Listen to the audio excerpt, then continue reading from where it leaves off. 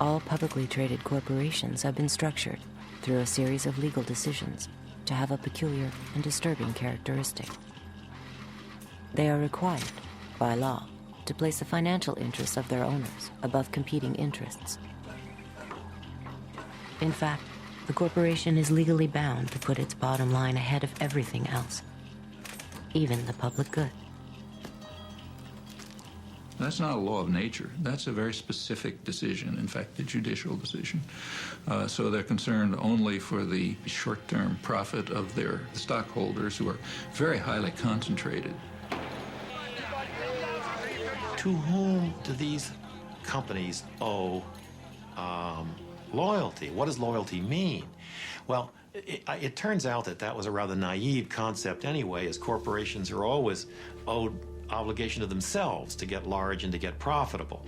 In doing this, it tends to be more profitable to the extent it can make other people pay the bills for its impact on society. There's a terrible word that economists use for this called externalities. An externality is the effect of a transaction between two individuals on a third party who has not consented to or played any role in the carrying out of that transaction. And there are real problems in that area, there's no doubt about it. Running a business is a tough proposition. There are costs to be minimized at every turn. And at some point, the corporation says, let somebody else deal with that. Let's let somebody else supply the military power to the Middle East to protect the oil at its source. Let's let somebody else build the roads that we can drive these automobiles on. Let's let somebody else have those problems. And that is where externalities come from, that notion of let somebody else deal with that. I got all I can handle myself.